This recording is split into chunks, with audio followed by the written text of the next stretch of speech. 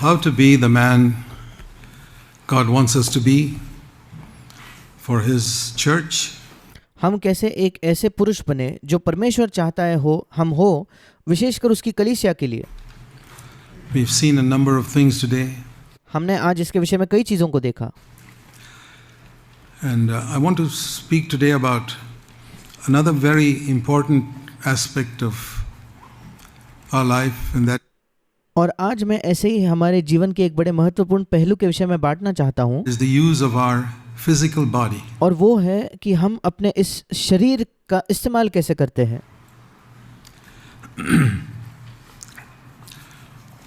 In 1 Corinthians 6, पहले कुरिन्थियों उसके 6 अध्याय में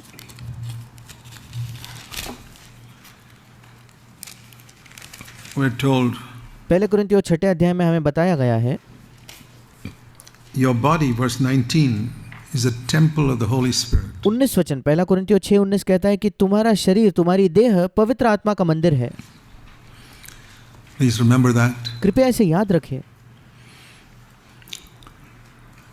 A lot of people respect a church building. कई लोग जो होते हैं एक चर्च बिल्डिंग या किसी कलीसिया की इमारत का बहुत आदर करते हैं। They would never smoke inside a church building. वे किसी कलीसिया के बिल्डिंग में जाकर, किसी चर्च बिल्डिंग में जाकर कभी धूम्रपान नहीं करेंगे। But I tell such Christians, that's not the building where God dwells. God dwells in your body. पर फिर मैं ऐसे मसीहों को कहता हूँ कि वो कोई इमारत नहीं है जहाँ परमेश्वर रहता है। परमेश्वर तो आपके शरीर में रहता है। How can you smoke there? आप वहाँ कैसे धूम्रपान कर सकते हो? You wouldn't get drunk in a church building. आप किसी कलीसिया के बिल्डिंग में जाकर, किसी चर्च बिल्डिंग में जाकर शराब नहीं पियोगे। Why do you sit at home and make this the real temple of the Holy Spirit, drunk or? फिर जब आप ऐसा क्यों है कि आप घर पर बैठकर ये जो आपकी देह अर्थात पवित्र आत्मा का जो मंदिर है उससे शराब पीते हो? You wouldn't think of damaging a church building. आप कभी ये नहीं सोचोगे कि किसी चर्च बिल्डिंग को जाकर, किसी कलीसिया के इमारत को जाकर आप नुकसान करो उसका। Do you do things to damage the real temple of the Holy Spirit? पर फिर क्या पवित्र आत्मा की जो वास्तविक जो पवित्र आत्मा का मंदिर है उसे नुकसान पहुंचाने के लिए आप कुछ करते हो क्या? Your body is the temple of the Holy Spirit. Therefore, verse 20, this body was bought with a price. Therefore, glorify God in your body. 19 वचन कहता है, पहला कुरिन्थियों 6:19, तुम्हारी देह पवित्र आत्मा का मंदिर है और तुम्हें 20 वचन कहता है तुम दाम देकर मोल लिए गए हो, इसलिए अपनी देह के द्वारा परमेश्वर की महिमा करो। You know, the value of an item is not determined by its size or shape or anything. A small bit of gold is worth much more than this table. किसी भी वस्तु का जो मूल्य होता है वो ना ही उसके आकार से तय होता है, ना ही उसकी मात्रा या वो कितना बड़ा है उससे तय होता है। उदाहरण के स्वरूप में अगर आप थोड़ा सा सोना ले लें, उसका मूल्य बहुत ज़्यादा होगा इस टेबल के, इस मेज़ की तुलना में। Size doesn't make a difference. और उसका जो साइज है वो कितना बड़ा है इससे कोई फर्क नहीं पड़ता। What was the price paid for your body? आपके शरीर के लिए कौन सी कीमत चुकाई गई या कितनी कीमत चुकाई गई? Says it was bought. Verse 20, bought with a price. 20 वचन में कहता है क्योंकि दाम देकर मोल लिए गए हो या कुछ एक कीमत चुकाकर आप खरीद लिए गए हो, ऐसा लिखा है इंग्लिश में। The blood of Jesus Christ. मसीह यीशु का लहू। How do you evaluate that? Peter says it's worth more than all the silver and gold in the world. और मसीह के लहू का आप कैसे मूल्यांकन करोगे या उसे क्या मूल्य दोगे? पतरस कहता है कि इस पूरे संसार के सोना चांदी से अधिक बहुमूल्य है वो। Therefore, because such a price has been paid for your body, और इसलिए ये वचन कहता है क्योंकि तुम्हारे शरीर के लिए एक ऐसी भारी कीमत चुकाई गई है, इसलिए glorify God in your body. आपके शरीर में परमेश्वर की महिमा करो। Like I said, the Old Testament burnt offering, the bull had to be cut up. Present your body as a living sacrifice. जैसे मैंने आपको कहा कि पुराने नियम का जो चढ़ावा चढ़ाया जाता था, उस बैल को पूर्ण तौर पर काट कर उसे चढ़ावा वो अर्पण देना था, और इसलिए अपने शरीर को एक जीवित बलिदान की तरह आप उसे प्रभु को अर्पण करो। Glorify God with your eyes. परमेश्वर को अपने आँखों के द्वारा महिमा लाओ। Glorify God with your tongue. अपने जबान के द्वारा परमेश्वर को महिमा लाओ। Glorify God with your hands and अपने हाथों के द्वारा परमेश्वर को महिमा लाओ, every part of your body. You know, the Apostle James, और अपने शरीर के प्रत्येक जो अवयव है उसके द्वारा आप परमेश्वर को महिमा लाओ। says, well, James the elder says in chapter 1, और जो प्रेरित याकूब है या याकूब जो अगुआ था, वो याकूब की पत्री उसके पहले अध्याय में the कहता letter है, of James, याकूब की पत्री उसका पहला अध्याय, and this is the brother of Jesus Christ, और ये यीशु मसीह का एक भाई था, younger brother of Christ who wrote this. यीशु मसीह का ये बड़ा भाई था जिसने ये पत्री लिखी है। Verse 26, James 26 वचन, 1:26. याकूब 1:26, If anyone, and applies this to yourself, अगर कोई भी, और ये आप पर भी लागू होता है, considers himself what we would call spiritual, अगर कोई भी अपने आप को पवित्र समझता हो या हम जिसे कहते हैं आत्मिक, कोई अपने आप को आत्मिक समझता हो तो, and he cannot control his tongue, और वो अपने जबान पर लगाम न दे सके, 26 वचन, he is deceiving his own heart, his religion is worthless. फिर वो अपने हृदय को धोखा देता है, उसकी भक्ति या उसका धर्म जो है वो बिल्कुल व्यर्थ है। A man who cannot control his tongue, एक व्यक्ति जो अपने जबान पर काबू नहीं रख सकता, his Christianity is worth zero. उसकी मसीहत का मूल्य बिल्कुल शून्य है। That's what he's saying. वो यही कह रहा है, All your Christianity is worth zero. आपकी संपूर्ण जो मसीहत है उसका मूल्य बिल्कुल शून्य है। If you cannot control your tongue, when अगर आप अपने जबान पर काबू नहीं रख you सकते, speak to your wife, जब आप अपने पत्नी से बात करते हो, when you speak in your office, जब आप अपने ऑफिस में बात करते हो, if you join the road rage on the roads, अगर जब आप सड़कों पर गाड़ी चलाते हो तब जैसे और लोग गुस्सा होते हैं, आप भी अगर गुस्सा करने लगो तो, when the traffic is heavy, जब ट्रैफिक बहुत बढ़ जाती है तब your Christianity is worth zero. आपकी मसीहत बिल्कुल उसका मूल्य शून्य है। The tongue is the test, one test of our Christianity. और जबान हमारे मसीहत का, हमारे जबान का इस्तेमाल हमारे मसीहत का एक परीक्षा है, एक मापदंड है जिससे हम अपने आप को परख सकते हैं। So the body is very, very important. और इसलिए हमारा शरीर जो है वो बहुत बहुत ज़्यादा महत्वपूर्ण है। Turn now to Genesis chapter 1, मेरे साथ अब निकालिए उत्पत्ति की पुस्तक उसका पहला where we अध्याय, read of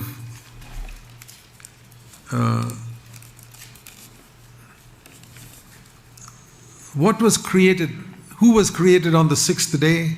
जब हम पढ़ते हैं कि किसे छठे दिन पर प्रभु ने बनाया, Everybody says Adam and Eve. हर कोई कहता है परमेश्वर ने छठे दिन पर आदम और हवा को बनाया। Before that, on the sixth day, उसके पहले, आदम और हवा को बनाने के पहले छठे दिन पर प्रभु ने क्या बनाया? the animals. जानवरों को। It says on the fifth day, at the end of the fifth day, verse 23, the sixth day begins in verse 24. 23 वचन में लिखा है कि पांचवा दिन खत्म हुआ और 24 वचन में छठवां दिन शुरू होता है।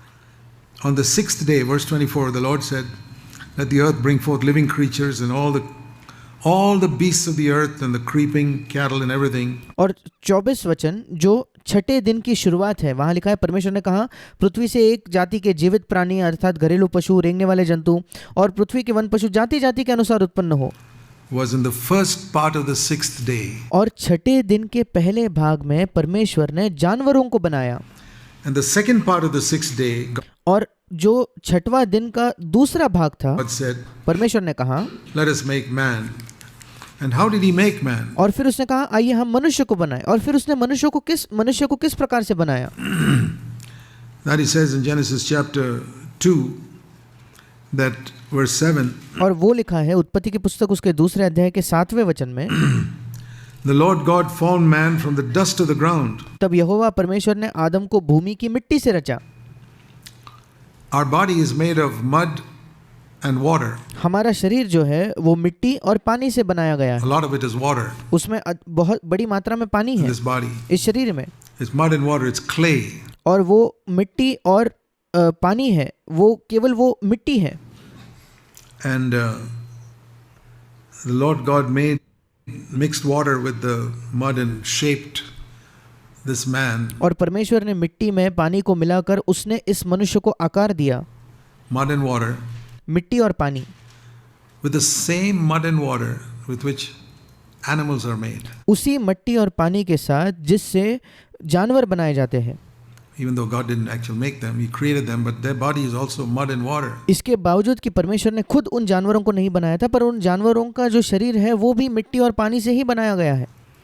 And when an animal's body disintegrates and a man's body disintegrates, it's the same dust it becomes finally. और मृत्यु के बाद जब किसी जानवर का शरीर नाश हो जाता है और मनुष्य का शरीर का भी नाश हो जाता है, वो दोनों के दोनों मिट्टी ही बन जाते हैं फिर से। The only thing that made a difference इकलौती चीज जिसने इन दोनों में अंतर लाया या इन दोनों में जो अलग था, animals have got heart, liver, kidneys, क्या आप जानते हो कि जानवरों के अंदर भी हृदय होता है, किडनीज होती है, लिवर होते हैं, hands, eyes, legs, all the parts of the body. Animals have it too. जानवरों के भी हाथ है, पैर है, आंखें है, ये सारे जो हमारे शरीर के अवयव है वो तो जानवरों के पास भी है। The only thing that made a difference is in verse 7, it says, God breathed into man. इकलौती चीज जो मनुष्यों में और जानवरों में अलग है वो ये है कि परमेश्वर ने आदम के मनुष्य के नथनों में जीवन का श्वास फूंक दिया। His breath. उसका अपना श्वास परमेश्वर ने मनुष्य के नथनों में फूंका। That's not the breathing through the nose, which the animals also have. ये वो नहीं है जो नाक के द्वारा हम श्वास लेते हैं, क्योंकि ये तो जानवर भी करते हैं।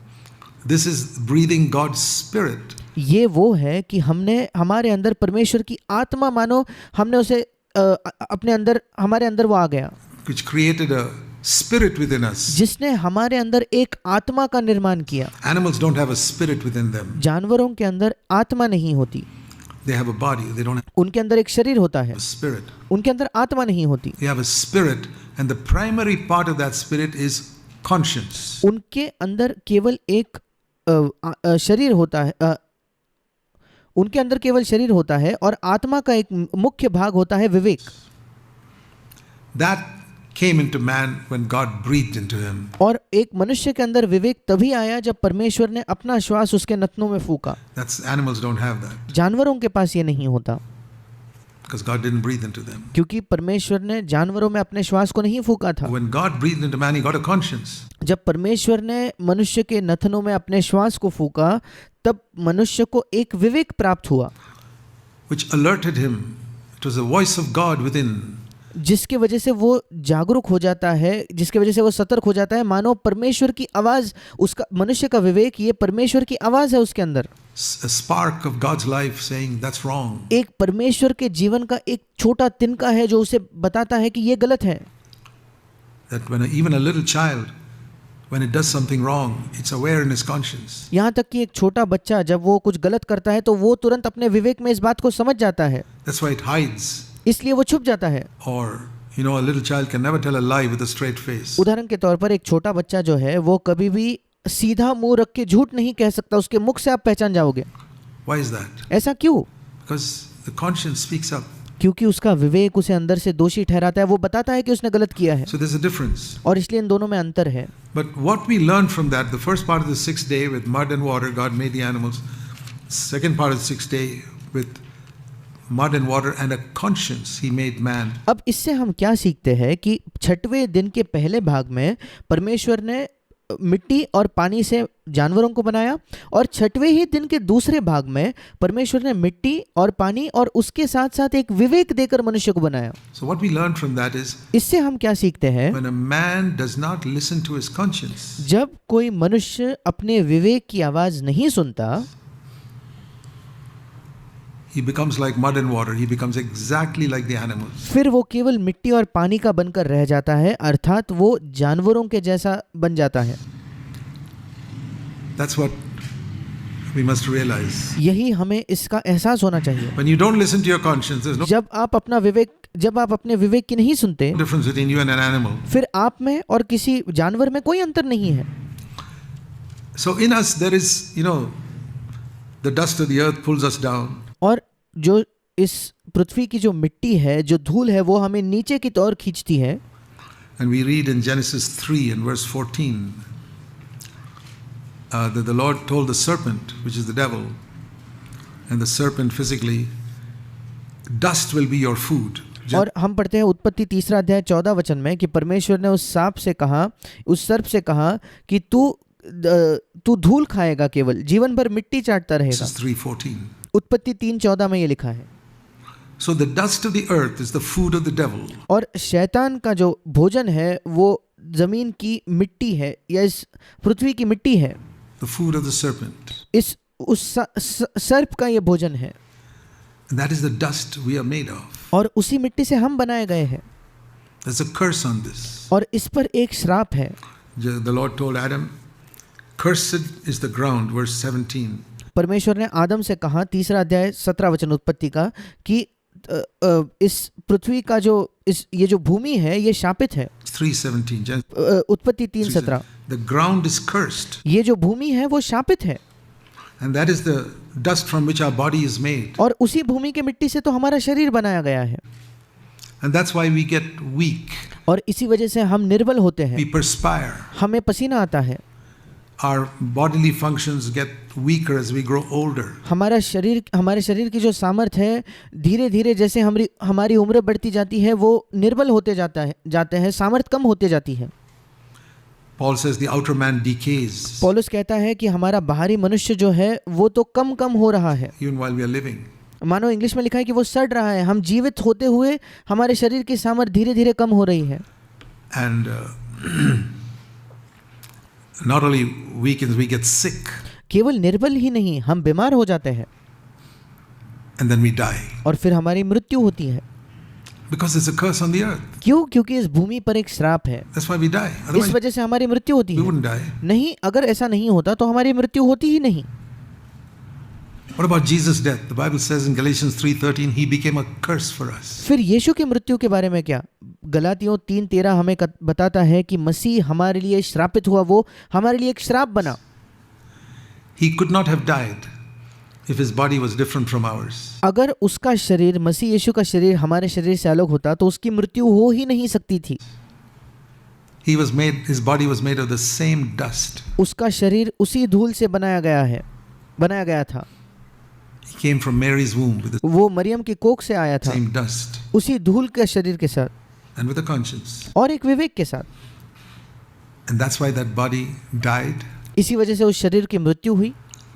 And there's a verse in Isaiah 53 verse 4 which says Jesus was acquainted with sickness. और यशायाह 53 उसके 4 वचन में ऐसा लिखा है कि वो रोगों को जानता था। वो उसकी यशायाह 53 के 3 में लिखा है, रोग से उसकी जान पहचान थी।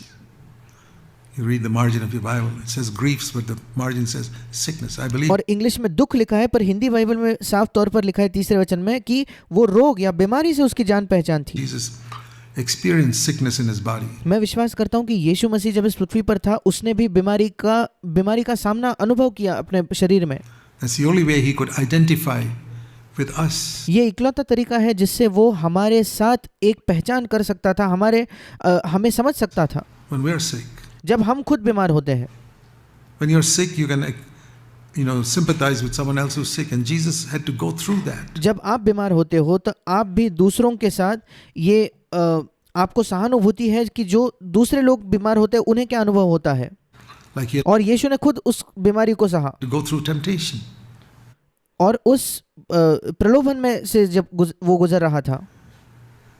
So there's no sin in dying. और इसलिए मृत्यु में कोई पाप नहीं है। Everybody dies. हर किसी की मृत्यु होती है। Godly people die. ईश्वरीय लोगों की भी मृत्यु होती है। And it's not a sin to be sick.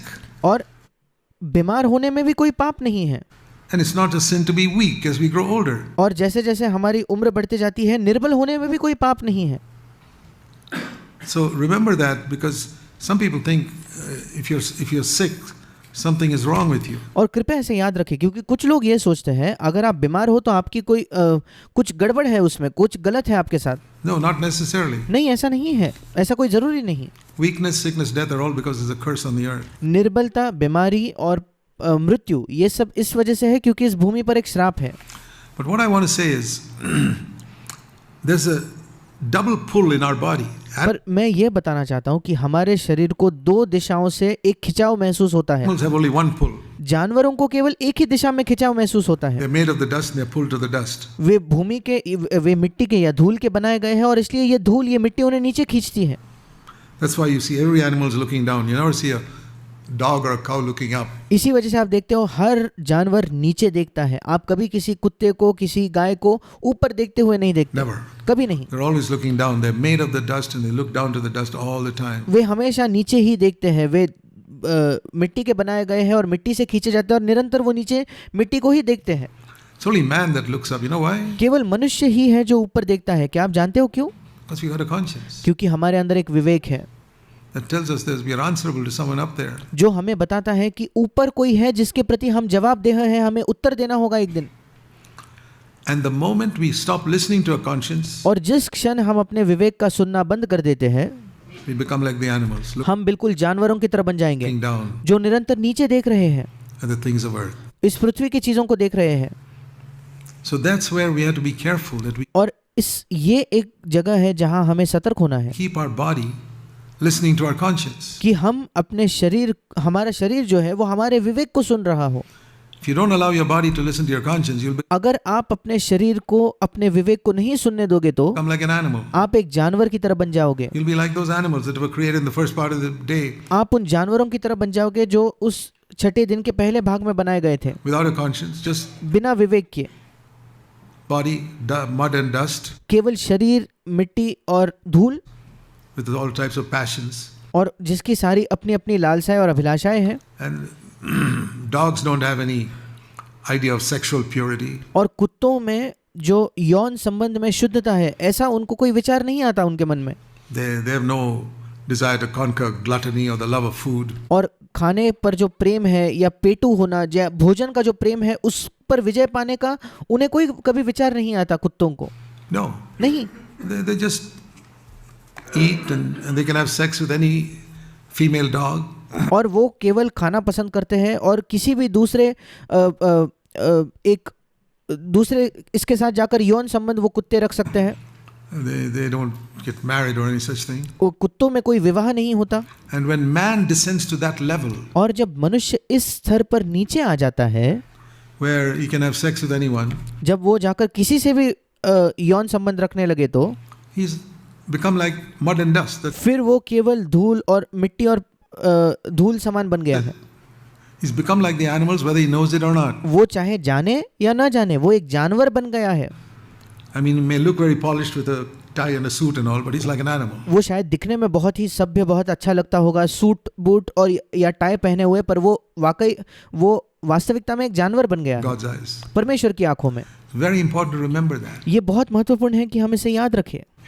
Our body must be subject to our conscience. हमारा शरीर जो है वो हमारे विवेक के अधीन होना चाहिए If we are to live as children of God. So when we find अगर हमें परमेश्वर की संतान बनकर जीना है तो। this upward pull और इसलिए जब हम पाते हैं कि हमारे अंदर ये एक ऊपर खींचने वाला खिंचाव है, of the breath of God pulling us upward, परमेश्वर की जो श्वास हमारे अंदर है वो हमें ऊपर खींच रहा है, जब हम उसका एहसास करते हैं, and the downward pull of our body और उसी समय हमारे शरीर का नीचे की ओर के खिंचाव को हम महसूस करते हैं, pulling us down to the animal level of the earth, जो हमें नीचे खींचता है, एक जानवर के स्तर पर ले जाता है, इस भूमि के स्तर पर। we stand in between these हम इन दो खिंचाव के बीचों बीच खड़े हैं and make a choice. और हमें एक चुनाव करना है।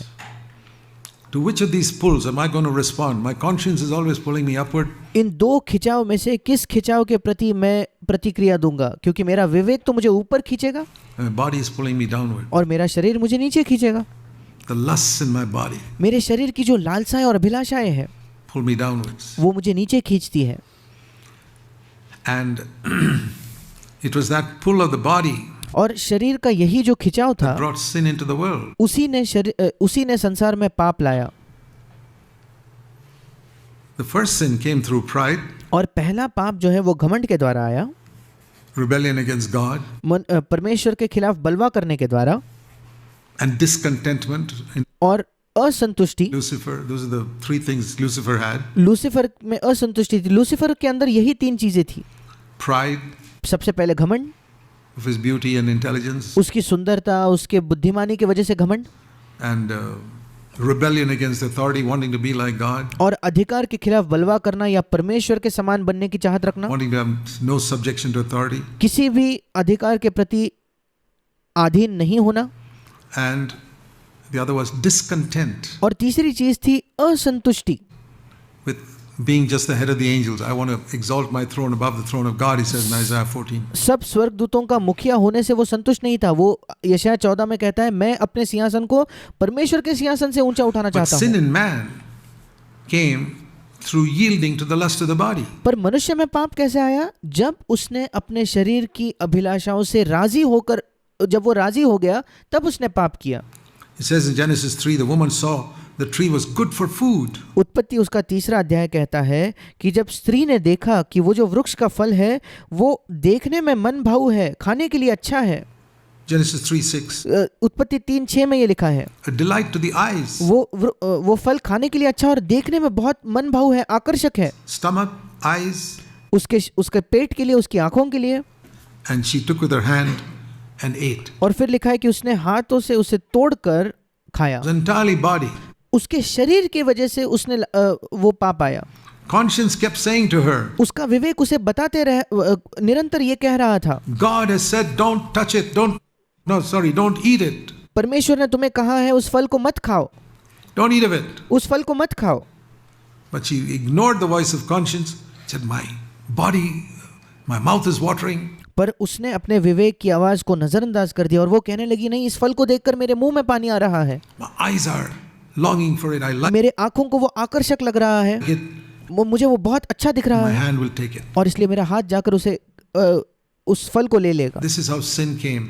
ऐसे ही पाप आया। When the desires of the body took over and suppressed the voice of conscience, and Eve descended to the level of an animal. जब शरीर की इच्छाओं और अभिलाषाओं ने विवेक की आवाज पर हावी होकर हवा ने पाप किया और उस फल को खाकर वो जानवरों के स्तर तक गिर गई। She had the choice to go to the tree of life उसके पास ये चुनाव था कि वो जीवन के वृक्ष के पास जाए and receive the life of God. और परमेश्वर के जीवन को अपने आप में प्राप्त She करे, didn't choose that. पर उसने वो नहीं चुना। And that is the choice that all humanity is making around the world today, and और यही चुनाव है जो समस्त मानव जाति आज संपूर्ण संसार में कर रही है। sorry to say that many Christians are making also. और मैं बड़े दुख से कहना चाहता हूँ कि कई मसीही भी वो गलत वृक्ष को चुनने का चुनाव कर रहे हैं। And that's why the Bible speaks a lot about the body. इसी वजह से बाइबल हमें शरीर के बारे में बहुत कुछ बताती है। The temptation that came to Eve was through the body, जो प्रलोभन हवा के पास आया वो शरीर के द्वारा था। and Jesus, who came like us and was tempted like us, his first temptation was also through the body. और यीशु जो हमारी ही तरह था, हमारे ही तरह शरीर लेकर आया, उसका भी पहला प्रलोभन उसके शरीर के द्वारा हुआ। Turn the stones into bread, उन पत्थरों को रोटी में बदल दे, Satan said. शैतान Very ने उससे interesting. कहा। बहुत दिलचस्प है ये। Satan started with the body, शैतान ने कहाँ से शुरुआत की? यीशु के शरीर से। and Eve was hale and hearty और अगर हम हवा को देखें, हवा तो बिल्कुल तंदुरुस्त थी, स्वस्थ थी, in a beautiful garden, एक सुंदर वो बगीचे के बीच में थी हवा। and tempted. Jesus had fasted for 40 days. और वो उस सुंदर बगीचे के बीच उसका प्रलोभन हुआ, पर यीशु यहाँ 40 दिन से उपवास कर रहा था। Desperately hungry वो बहुत ज्यादा भूखा था in the wilderness, और वो एक जंगल में या एक मरुभूमि में था। exact opposite of the Garden of Eden. और ये एदेन के वाटिका, एदेन के बगीचे की बिल्कुल विपरीत सी परिस्थिति है। And there he was tempted in difficult circumstances, और वहाँ बड़े कठिन परिस्थितियों में वो परखा गया। and Jesus said, "No, और यीशु ने कहा, नहीं, I will not respond to the pull of my body मैं अपने शरीर का जो नीचे की तरफ खिंचाव है उसको प्रतिक्रिया नहीं देने वाला, if I have not heard from my Father in heaven. अगर मैंने अपने स्वर्गीय पिता से नहीं सुना है तो। Man shall not live just on food, मनुष्य केवल रोटी ही से जीवित नहीं रहेगा, केवल भोजन करके मनुष्य नहीं जीता है, but on every word that proceeds from the mouth of God. And परंतु हर एक वचन से जो परमेश्वर के मुख से निकलता है। I have not heard a word from my Father's mouth telling me to turn the stones into bread." और यीशु मानो कह रहा था, मैंने अपने पिता के मुख से ये वचन नहीं सुना है कि मैं इन पत्थरों को रोटियों में बदल दूं, So I won't do it. इसलिए मैं ये नहीं करूंगा। See how Jesus, he did not, he wouldn't have harmed anybody. He देखिए, अगर यीशु पत्थरों को रोटी में बदलता, वो किसी और को चोट नहीं पहुंचा रहा था, wasn't stealing bread. वो कोई रोटी चुरा नहीं रहा था। Stealing bread I can understand is wrong. देखो, रोटी को चुराना गलत है, ये मैं समझ सकता हूँ, But if you have power for something, पर अगर आपके पास कुछ करने की सामर्थ्य आपके अंदर है तो, like you say, let's apply it to today. अगर हम इसको आज के दिन में लागू करके देखें, I've got money to buy something. मेरे पास पैसा है कुछ खरीदने का, Why do I need to pray about it? फिर क्यों उसके लिए मैं प्रार्थना करूं? I've got the money. मेरे पास तो पैसा है, Let me go and buy it. मैं जाकर उसे खरीद लूंगा। That would be like Jesus saying, I've got the power. ये बिल्कुल वैसा है मानो यीशु कह रहा है कि मेरे पास तो सामर्थ है, It's my own power. ये मेरी अपनी सामर्थ है, I'm not harming anybody. मैं किसी और को चोट नहीं पहुंचा रहा, I'm going to buy it and I'm मैं इसे खरीदने वाला हूँ। buying it for a need in my body. और मैं उसे क्यों खरीद रहा हूँ? क्योंकि मेरे शरीर के अंदर एक आवश्यकता है। Jesus lived at a much higher level. यीशु एक ज्यादा ऊंचे स्तर पर जीता था। To apply it to ourselves, it is, I've got money, it's my money. अगर हम अपने आप को इस परिस्थिति को लागू करके देखें तो ये ऐसा होगा, मेरे पास पैसा है, ये मेरा खुद का पैसा I'm है, not harming anybody else. मैं किसी और को चोट नहीं पहुंचा I'm going to रहा, buy what I like. मैं जो चाहे वो मैं खरीदूंगा। But the spiritual man will say, no, पर एक आत्मिक व्यक्ति कहेगा, नहीं, have I heard from my Father? क्या मैंने अपने पिता से सुना है क्या? Man shall not live by bread alone मनुष्य केवल रोटी ही से नहीं जीवित रहेगा, or by all the luxuries around us. या उसके हमारे आसपास के ऐशो आराम से वो जीवित नहीं रहेगा। There's nothing wrong with them. There's nothing उन ऐशो आराम में कुछ गलत नहीं है, wrong with food. और भोजन में कुछ गलत नहीं है, But have you heard from your Father? पर क्या तुमने अपने पिता से सुना है? You see, there you see the tremendous difference in standard at which Jesus lived and compared to the average Christian who thinks he's very spiritual today. और यहाँ आप देखते हो कि यीशु के जीवन का स्तर या मापदंड और आज एक औसत मसीही जिस स्तर पर जीता है, इन दोनों में कितना बड़ा अंतर है। Jesus lived moment by moment, यीशु क्षण प्रति क्षण इस प्रकार से जीता था, saying, "If the Father, if you tell me to do it, I'll do it." और वो ये कहता था कि पिता अगर तू मुझे कुछ करने को कहे तो मैं करूंगा। Well, say, how can we keep on listening? Well, I'll tell you, if you walk with God for 30 years like Jesus did, it'll be pretty automatic. फिर हम कहेंगे कि मैं कैसे निरंतर प्रभु से सुन सकता हूँ। मैं आपको बताना चाहता हूँ, अगर यीशु मसीह के समान आप 30 वर्षों तक परमेश्वर के साथ चल रहे हो, फिर ये प्रक्रिया आपके लिए अपने आप होने लगेगी। You'll sense it without having to wait. आपको बिना इंतजार किए तुरंत उस बात का एहसास हो जाएगा। We have to wait a long time to know the Father's will because we hardly listen to Him most of the time. हमें पिता की इच्छा जानने के लिए लंबे समय तक इंतजार क्यों करना पड़ता है? क्योंकि हम उसकी आवाज को सुन ही नहीं रहते कई बार। But imagine someone who walked from childhood listening to. पर कल्पना करके देखिए, कोई व्यक्ति जो बचपन से परमेश्वर को सुनते आया है, He would know immediately वो तुरंत जान जाएगा whether the Father is permitting him to eat that bread or not. कि पिता उसको अनुमति दे रहा है या नहीं उस रोटी को खाने के लिए। And that is the place to which God wants to bring us, where we और उस स्तर तक परमेश्वर हमें लाना चाहता है listen to conscience so much जहां हम अपने विवेक को इतना सुन चुके हैं that in a sense we don't even have to ask. कि मानो एक तरीके से हम ये कह सकते हैं कि हमें पूछने की भी जरूरत नहीं पड़ेगी। Without our asking, we know what the Lord wants us to do. बिना मांगे हम जानते हैं कि परमेश्वर क्या चाहता है कि हम क्या करें। That is the place to which the Lord brings us. यही वो जगह है जहां प्रभु हमें लाना चाहता है। It's not always I have to ask and yes or no, yes or no, yes or no. ये नहीं कि निरंतर मैं मांगते रहूं प्रभु से कि हाँ प्रभु इसके लिए मैं ये करूं या ना करूं। No. नहीं, It becomes spontaneous because ये अपने आप होने लगता है। it says by the renewing of your mind you will prove, Romans 12:2, the perfect will of God. क्योंकि रोमियो 12:2 कहता है, तुम्हारे मन के नए हो जाने से तुम परमेश्वर की सिद्ध इच्छा को साबित कर सकते हो, उसे जान सकते हो। So the body is very important. और इसलिए हमारा शरीर बहुत ज्यादा महत्वपूर्ण है। And it's in this body that we are tempted through food, and that's why the Bible says और इसी शरीर में हम भोजन के द्वारा परखे जाते हैं, और इस वजह से बाइबल हमें बताता है that we must discipline ourselves. Turn with कि हमें अपने आप को अनुशासित करना me है। to 1 Corinthians in chapter 9. मेरे साथ निकालिए 1 कुरिन्थियों उसका 9वां अध्याय।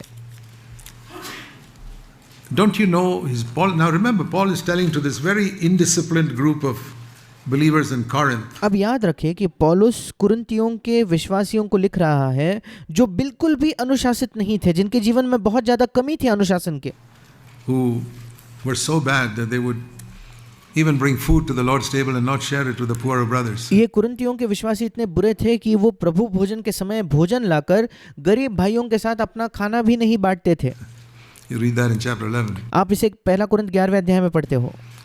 But he tells them Don't you know 1 Corinthians 9:24? Everyone runs in a race, but only one person wins. पर पौलुस ऐसे कलीसिया को, ऐसे लोगों से कहता है, पहला कुरिन्थियों 9:24, क्या तुम नहीं जानते कि दौड़ में तो दौड़ते सभी है, परंतु इनाम एक ही ले जाता है। And listen to this word. और अब इस वचन को सुने, 1 Corinthians 9:24. Run पहला कुरिन्थियों in 9:24, such a way that you'll win. तुम वैसे ही दौड़ो कि जीतो। So he's saying the difference in the Christian race is everybody can come first. और वो ये कह रहा है कि मसीही जीवन में अंतर ये है कि हर कोई पहला आ सकता है। In other races, only one person can come first. इस संसार की जो दौड़ होती है उनमें एक ही व्यक्ति पहले क्रमांक पर आ सकता है। But he's telling this entire Corinthian church, which was a pretty backslidden church, पर वो संपूर्ण कुरिन्थियों की कलीसिया से कहता है, जो एक बहुत ज्यादा पीछे फिसली हुई कलीसिया थी, listen, you fellas can come first. I वो कहता है कि सुनो, तुम सब के सब पहले आ सकते हो, तुम सब के सब दौड़ जीत don't सकते care हो। how far you're backslidden. Start now. मुझे कोई फर्क नहीं पड़ता कि तुम कितना ज्यादा पीछे फिसल चुके हो, आज से शुरू करो। I'll show you how all of you can come first and win the first prize. और पौलुस कहता है, मैं तुम्हें दिखाना चाहता हूँ कैसे तुम सब के सब दौड़ को जीतकर पहला प्राइज जीत सकते हो। That's a wonderful thing. I'm not in competition with you. ये एक अद्भुत चीज है कि मैं तुम्हारे साथ प्रतियोगिता में नहीं हूँ। I'm not trying to make you second. No. और पौलुस कहता है, मैं तुम्हें दूसरे क्रमांक पर नहीं ढकेलना चाहता, नहीं, I don't want you to be second. मैं नहीं चाहता कि तुम दूसरे नंबर पर आओ। I want to be first and I want you to be first too. मैं पहला आना चाहता हूँ और मैं चाहता हूँ तुम भी पहले आओ। That's what Paul is saying. और पौलुस यही कह रहा है, Otherwise, they could never have competed with Paul. क्योंकि अगर ऐसा नहीं होता तो ये कुरिन्थियों के लोग जो है ये पौलुस के साथ प्रतियोगिता कर ही नहीं पाते। He'd have got the first prize straight away. पौलुस को तो तुरंत पहला नंबर आ जाता उस दौड़ में। He says, you run in such a way that you can win this prize. वो कहता है कि तुम इस प्रकार से दौड़ो कि तुम भी इस पहले नंबर को इस दौड़ में जीत हासिल करो। Even though in the world only one person wins a prize, लगभग इस पृथ्वी इसके बावजूद कि इस पृथ्वी पर तो एक ही व्यक्ति को वो दौड़ जीत सकता है। verse 24, in this race, you can all win the prize. 24 वचन में वो कहता है, इस दौड़ में तुम सभी जीत सकते हो। But learn something from that guy who wins in the athletics. पर जो इस पृथ्वी के दौड़ में, इस पृथ्वी की प्रतियोगिता में जीत हासिल करता है, उससे तुम कुछ सीखो। In the Olympic Games, Olympics में जाकर जो दौड़ जीतता है उससे कुछ सीखो। he exercises self-control. 25 वचन में पौलुस कहता है, वो सब प्रकार का संयम रखता है, खुद पर वो नियंत्रण रखता है, He disciplines himself. वो अपने आप को अनुशासित करता है, He's disciplined in his eating. वो अपने खाने में अनुशासित है, He doesn't eat whatever he likes. वो जो चाहे नहीं खाता। He doesn't just sleep as long as he likes. ऐसा नहीं कि वो जितना समय सोना चाहता है उतना समय नींद लेगा। He exercises, he keeps fit in order to win that marathon race. वो प्रतिदिन कसरत करता है, वो अपने आप को सही अपना फिट रखता है, अपने शरीर को सेहत में रखता है, क्योंकि वो जीतना चाहता है। Or the 100 meters race, they practice for years, day after day after day after day. या तो वो मैराथन की दौड़ जीतना चाहता है, या तो 100 मीटर की दौड़ जीतना चाहता है। दिन प्रतिदिन वो अभ्यास करता है, मेहनत करता है। And then, और उसके बाद then it was a wreath, now they win a medal. और उसके बाद लिखा है कि वो मुकुट जीतता है, इन दिनों उन्हें एक मेडल मिलता है। And he said, they do it just for something perishable. और पौलुस कहता है, वो तो एक मुरझाने वाले या नाश होने वाले मुकुट या मेडल के लिए ये सब कर रहे हैं। But we are going to get an imperishable award in the final day. पर हमें एक ऐसा मुकुट मिलने वाला है, एक ऐसा प्रतिफल मिलने वाला है अंतिम दिन में, जो मुरझाएगा You must नहीं। discipline yourself. You must इसके वजह से आपको अपने आप को अनुशासित करना है। discipline your body. इस वजह से आपको अपने शरीर को अनुशासित करना है। Therefore, I run, verse 26, in such a way I box, not beating the air. 26 वचन, इसलिए मैं तो इसी रीति से दौड़ता हूँ, परंतु लक्ष्यहीन नहीं, मैं भी इसी रीति से मुक्कों से लड़ता हूँ। Now listen to this verse. अब इस वचन को ध्यान से सुने। I discipline my body, very important. 1 इस वचन को बड़े ध्यान से सुनना बहुत महत्वपूर्ण वचन है। Corinthians 9:27. पहला कुरिन्थियों 9:27, I discipline my body and make it my slave. परंतु मैं अपनी देह को मारता कूटता, इंग्लिश में लिखा है मैं अपनी देह को अनुशासित करके उसे अपना गुलाम बनाता हूँ। हिंदी में लिखा है मैं अपनी देह को मारता कूटता और अपने वश में लाता हूँ। Otherwise, I, the great apostle Paul, क्योंकि ऐसा ना हो कि मैं जो महान प्रेरित पौलुस हूँ, after having preached to others, will be disqualified when I come to the finishing line. मैं औरों को प्रचार करने के बाद खुद ही किसी रीति से निकम्मा ठहरूं जब मैं उस दौड़ के अंत में आऊँ तो। You know, there are cases like this in the Olympics, क्या आप जानते हो ओलंपिक्स में ऐसी घटनाएं हुई हैं? where a person comes to the finishing line, एक व्यक्ति होता है जो उस दौड़ के अंत तक आ जाता है, फिनिशिंग लाइन तक आ जाता है, is excited that he came first, और वो बहुत उत्साही होता है कि वो पहले नंबर पर आया, वो जीत गया है। umpire says, sorry, you're disqualified, you crossed the track. और फिर over there. अंपायर कहता है नहीं नहीं तुम निकम्मे हो, तुम नहीं जीते हो। क्यों? क्योंकि कहीं बीच में दौड़ में तुमने अपनी ट्रैक छोड़कर किसी और के ट्रैक में कदम रखा था।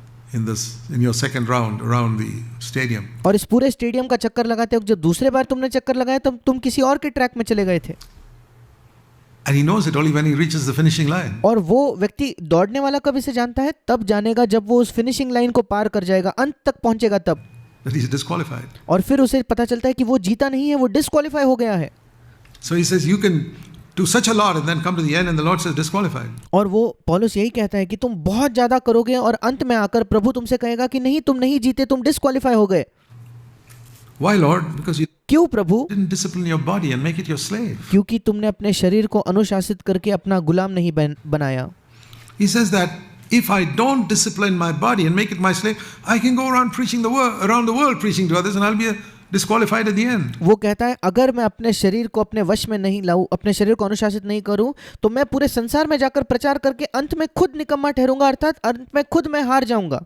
You see how important this body is? क्या आप देख पा रहे हो ये शरीर कितना ज्यादा महत्वपूर्ण है? To be the type of man God wants you to be. अगर हम वो पुरुष होना चाहते हैं जो परमेश्वर चाहता है, जिस प्रकार का हम पुरुष हो। And the Living Bible paraphrase, sometimes the Living Bible paraphrase is excellent. और लिविंग बाइबल जो एक भाव अनुवाद है उसमें ये वचन इस प्रकार से लिखा है, कभी कभी लिविंग बाइबल के भाव अनुवाद ये बहुत ज़्यादा श्रेष्ठ, बहुत अच्छे होते हैं। I make my body do what it should do. वो भाव अनुवाद में इस प्रकार से लिखा है, मैं अपने शरीर से वो करवाता हूँ जो उसने करना चाहिए, and not what it wants to do. ना कि वो जो मेरा शरीर करना चाहता है। Got it? क्या आप को ये इसका मतलब समझ में आया? That's discipline. वो है अनुशासन। My body wants to do certain things, but I don't allow it to do that. मेरा शरीर कुछ चीजें करना चाहता है पर मैं अपने शरीर को वो करने की अनुमति नहीं देता। I make my body do what it should do. मैं अपने शरीर को वही करने को कहता हूँ जो उसे करना चाहिए। Many Christians, even those who are filled with the Holy Spirit, कई मसीही लोग हैं और ऐसे मसीही लोग भी जो पवित्र आत्मा से भरे हुए never हैं, make much progress in their Christian life because they do not add discipline. जो अपने मसीही जीवन में ज्यादा उन्नति नहीं करते, ज्यादा आगे नहीं बढ़ते, क्योंकि वो अपने मसीही जीवन में अनुशासन नहीं जोड़ते, into their life. अपने जीवन में वो अनुशासन नहीं लाते। Our body must be disciplined. हमारा शरीर जो है वो अनुशासित होना चाहिए। Discipline in eating. खाने में अनुशासन। See, what are the 3 needs God has given us? परमेश्वर ने हमें कौन सी 3 आवश्यकताएं, कौन सी 3 जरूरतें दी है? Need for food, हमें भोजन की जरूरत है, a need for sleep, हमें नींद की जरूरत है, and need for sex. और हमें यौन संबंध रखने की जरूरत है। These are 3 legitimate desires. You ये 3 ऐसे बिल्कुल वैध, सही ऐसी इच्छाएं हमारे अंदर है। don't have to be ashamed of any of them. आपको इनमें से किसी भी इच्छा की वजह से शर्माना नहीं है, लज्जा नहीं महसूस होनी चाहिए। If you're not hungry, you're sick. If you don't अगर आप भूखे नहीं हो, आप बीमार हो। have sexual desire, you're sick. अगर आपके अंदर यौन संबंध रखने की इच्छा नहीं है तो आप बीमार हो। If you never feel sleepy, you're sick. अगर आपको कभी नींद नहीं आती तो आप बीमार हो। All 3 are desires, legitimate desires, ये तीनों के तीनों इच्छाएं सही और वैध इच्छाएं हैं, but all of those 3 can be abused. पर ये तीनों इच्छाओं का हम गलत इस्तेमाल कर सकते हैं। You can become a glutton and eat and eat and eat and eat and be indisciplined and destroy your body. आप एक पेटू बनकर खाते रहोगे और अपने शरीर का नाश कर लोगे। Or you can sleep and sleep and sleep and sleep and be lazy या आप सोते रहते हो और आलसी बन and जाओगे, be useless to God and to man. और फिर परमेश्वर और मनुष्य के लिए आप बिल्कुल निकम्मे ठहरोगे, किसी काम के नहीं रहोगे। Or you can be sexually indisciplined. या यौन संबंध में आप अनुशासन को बिल्कुल छोड़कर बिना अनुशासन के हो सकते हो, Married or unmarried. चाहे आप विवाहित हो या न हो, And you ruin your life. और आप अपने जीवन का नाश कर देते हो। We have to be disciplined हमें अनुशासित होना है। sexually before marriage and after marriage. हमारे विवाह से पहले भी यौन संबंध में हमें अनुशासित होना है और विवाह के बाद भी उस क्षेत्र में हमें अनुशासित होना है। So in these 3 areas, ये जो 3 क्षेत्र है, we need to be disciplined. In the हमें अनुशासित होने की जरूरत है। matter of food, खाने के बारे में it's by, occasional fasting. और ये हम अनुशासन कैसे लाते हैं? कभी कभार उपवास करके। Jesus fasted. यीशु ने उपवास किया। We read in Luke chapter 7, हम पढ़ते हैं लूका रचित सुसमाचार उसके 7वें अध्याय में, he was not an extremist. वो कोई एक चरम की एकदम चरम में जाने वाला व्यक्ति नहीं था। When people saw him eating, जब लोगों ने यीशु मसीह को खाना खाते हुए देखा, they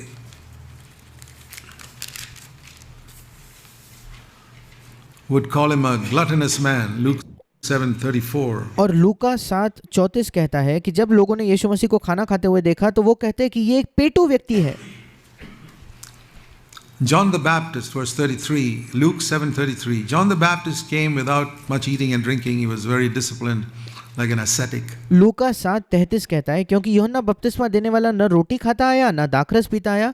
इसका मतलब वो एक बहुत ही अनुशासित व्यक्ति था, मानो कि एक साधु की तरह बहुत ज़्यादा अनुशासन रखने वाला, संसार से दूर रहने वाले व्यक्ति के समान वो था।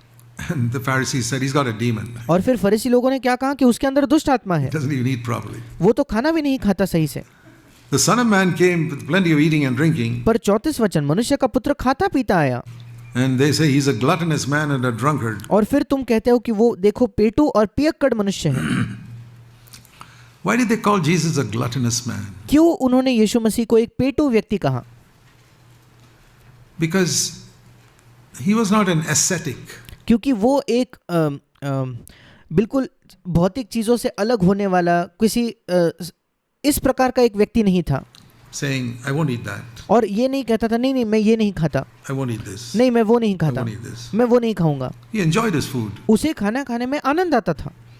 And I have a feeling if somebody asks the Lord, would you like a second helping? He said, sure. और मुझे ऐसा लगता है कि अगर किसी ने प्रभु से पूछा होता कि प्रभु कुछ और खाना लोगे, वो कहता होगा हाँ जरूर लूंगा, Thank you. धन्यवाद। He didn't feel that is unspiritual. Some people think it's unspiritual to ask for a second helping. उसे ये नहीं लगा कि दूसरे बार खाना मांगना ये आत्मिक नहीं है। कुछ लोगों को ऐसा गलत भावना है कि दूसरे बार खाना मांगना ये आत्मिकता नहीं होने का चिन्ह है। I mean, but remember, the one who said thank you for the second helping was the one who could fast for 40 days. So if you follow him in both areas. पर ये भी याद रखे कि जिस व्यक्ति ने दूसरे बार खाना मांगा और खाना लेने पर थैंक यू कहा, वो ऐसा व्यक्ति था जो 40 दिन तक उपवास करता था। और इसलिए अगर आपको यीशु का अनुसरण करना है तो दोनों क्षेत्रों में उसका अनुसरण कीजिए, Fasting and feasting. भोजन करने में और उपवास करने में, दोनों में उसका अनुसरण कीजिए। Not just one area. ये नहीं कि आप एक ही क्षेत्र में भोजन करने में यीशु मसीह का अनुसरण कर रहे हो। I don't mean 40 days. मैं ये नहीं कह रहा कि आपको 40 दिन उपवास करना है, But I think it's a very, very good discipline पर मुझे लगता है ये बहुत ही अच्छे अनुशासन की बात है to fast. उपवास करना। I did it regularly in my younger days. मैं जब जवान था तो निरंतर नियमित तौर पर इसे करता था।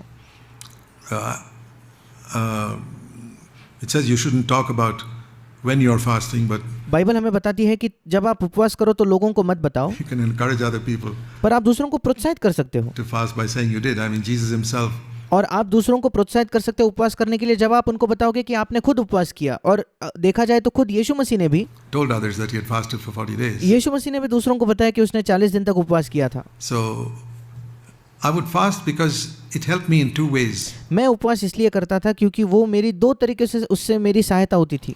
I felt this is when I was in the Navy. I'd ये तब था जब मैं नौसेना में work था। on a ship and I would go without a meal sometimes for a day, मैं एक जहाज पर काम करता था पर और एक पूरे दिन तक बिना भोजन का रहता a था, whole day, पूरा दिन just drink some milk or liquids. केवल कुछ दूध पी लिया, कुछ लिक्विड्स पी लिए।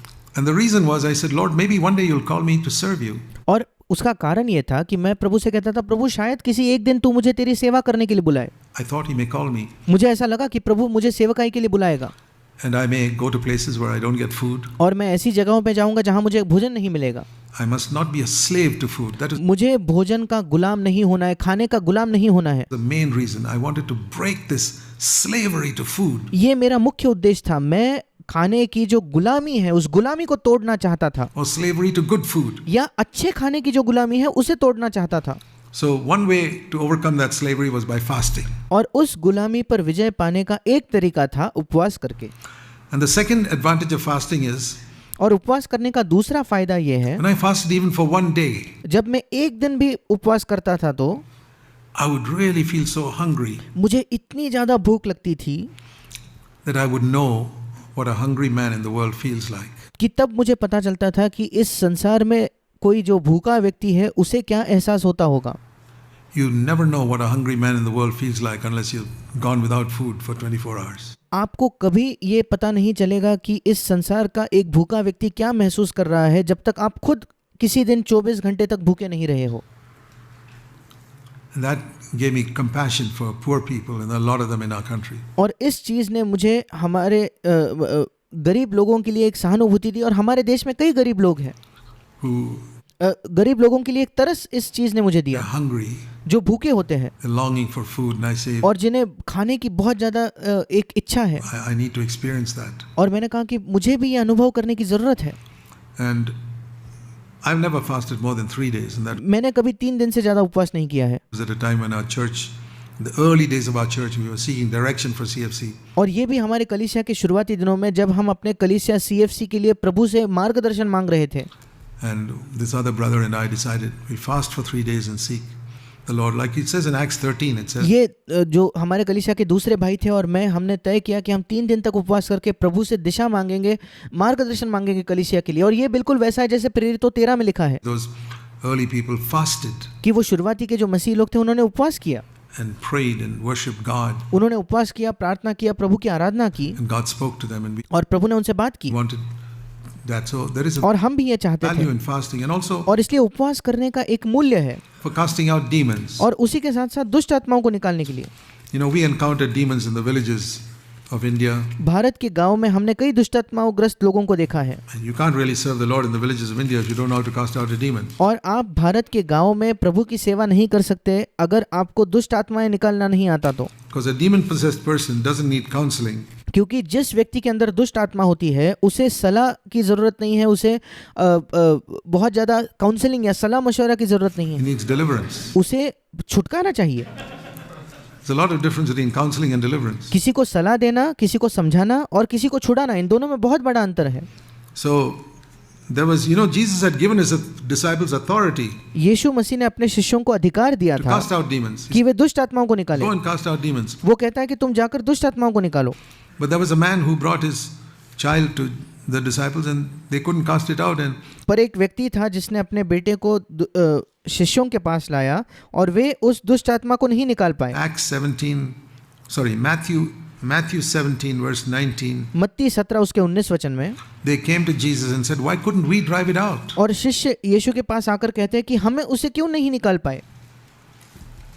And Jesus said, "Because your faith is so small." और यीशु ने कहा क्योंकि तुम्हारा विश्वास बहुत कम है। I told you you have authority to cast out demons, मैंने तुम्हें बताया है कि तुम्हें दुष्ट आत्माओं को निकालने का अधिकार दिया गया है, but you saw that demon and you didn't have faith that I gave you that authority to cast it out. पर तुमने उस दुष्ट आत्मा को देखा और तुम्हारे अंदर विश्वास नहीं था कि मैंने तुम्हें अधिकार दिया है उस दुष्ट आत्मा को निकालने का। And why is your faith so small? और क्यों तुम्हारा विश्वास इतना छोटा है? Even if your faith was like a mustard seed, you could have told that even a mountain to get out, leave alone a demon. तुम्हारा विश्वास अगर एक राय के दाने के समान भी छोटा होता तो दुष्ट आत्मा क्या, एक पहाड़ भी वहां से निकल जाता। But verse 21, you need to pray and fast पर उसी के साथ साथ 21 वचन, तुम्हें प्रार्थना और उपवास करने की जरूरत है to have that type of faith. इस प्रकार का विश्वास प्राप्त करने के लिए। And the time to do it is not after you encounter the demon. You must pray and fast before. और उपवास प्रार्थना करने का समय ये नहीं है कि जब आप दुष्ट आत्मा को देखो तब आप उपवास करने लगो।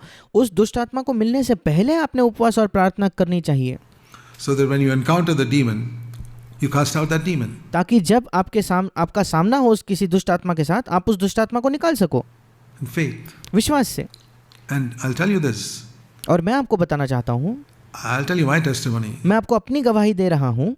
I have never till today, we cast out many demons. I've never till today seen a single demon that did not go with one single command. मैंने आज तक इतने वर्षों में नहीं देखा कि किसी दुष्ट आत्मा को अगर एक आज्ञा दी तो एक आज्ञा में वो दुष्ट आत्मा चले जाता है। मैंने आज तक कभी नहीं देखा कि एक आज्ञा से ज्यादा किसी दुष्ट आत्मा को देना पड़ा। In the name of Jesus, get out of him or her. यीशु मसीह के नाम से उससे निकल जाओ, Goes.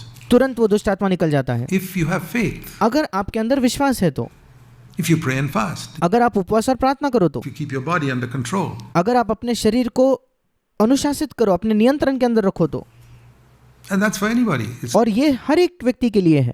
there's nothing spectacular about casting out a demon. दुष्ट आत्मा को निकालने में कोई बड़ी बात नहीं है। Demons are not afraid of you or me. दुष्ट आत्मा ना ही आपसे डरते हैं ना ही मुझसे डरते हैं, But the name of Jesus, पर यीशु मसीह का नाम, they're really scared. उससे वे बहुत ज्यादा डरते हैं। So there's a value in fasting, and और इसलिए उपवास करने में एक मूल्य है, disciplining the body. और अपने शरीर को अनुशासित करने में एक मूल्य है।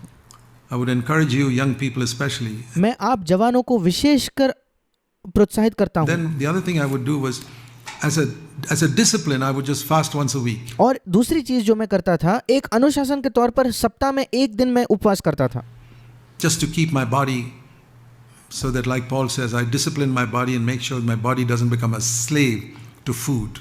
जैसे केवल अपने शरीर को अनुशासित करने के लिए मैं हफ्ते में एक दिन उपवास करता था। जैसे पौलुस कहता है कि मैं अपने शरीर को अनुशासित करता हूँ ताकि वो भोजन का गुलाम ना हो। And even when eating, और कई बार खाना खाते हुए भी sometimes it's good not to take a second helping. Just कभी कभी ये अच्छा है कि हम दूसरे बार खाना ना परोस कर ले, discipline your body. केवल अपने शरीर को अनुशासित करने के लिए। And not to, read about Daniel, हम दानियल के बारे में पढ़ते हैं that he did a selective fast where he did not eat enjoyable food for 3 weeks or something. कि उसने एक इस प्रकार का उपवास किया कि 3 दिन तक उसने कुछ स्वादिष्ट भोजन नहीं किया।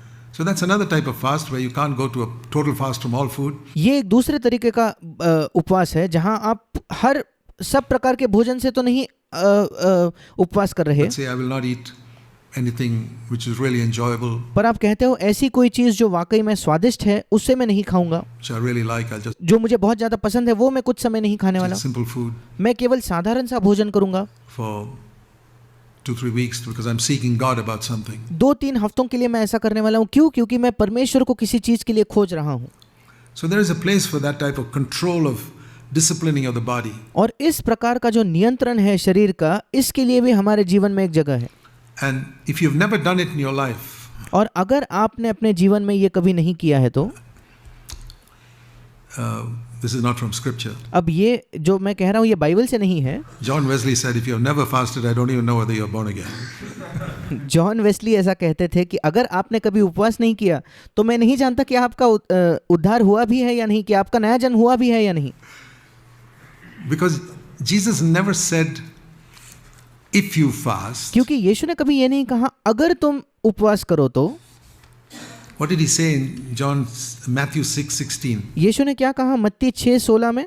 When you fast. जब तुम उपवास करो। Have you read Matthew 6 verse 16? क्या आपने कभी मत्ती 6:16 पढ़ा है क्या? When you fast. जब तुम उपवास करो। Verse 17, when you fast. 17 वचन में फिर एक बार वो कहता है जब तुम उपवास करो। Anoint your head and wash your face. He never said if you fast.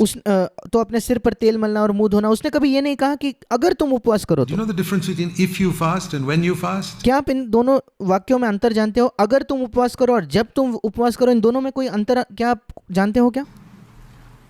Simple English. ये साधारण सी भाषा का इस्तेमाल है। So Jesus expected his disciples to fast, but it was not compulsory. और यीशु ये अपेक्षा रखता था कि उसके शिष्य उपवास करेंगे, पर उसने ये कोई जोर जबरदस्ती नहीं की। It was not thou shalt fast. उसने नियम की तरह ये नहीं कहा कि तुम्हें उपवास करना है। Like thou shalt keep the Sabbath day. No. जैसे पुराने नियम में एक आज्ञा थी कि तुम सब्त के दिन को पवित्र It's रखना। not the spirit of the law. ये व्यवस्था की आत्मा में यीशु ने ये नहीं कहा। But that is a great help to control our body. पर ये उपवास करना हमारे लिए एक बड़ी सहायता है अपने शरीर को अनुशासित करने में, अपने शरीर को नियंत्रण में लाने में। And the other area is control our expenditure with money. और दूसरा क्षेत्र ये है कि पैसे के खर्च में हम अपने आप को अनुशासित करें, Which I've already spoken about. और उसकी भी मैंने बात पहले की।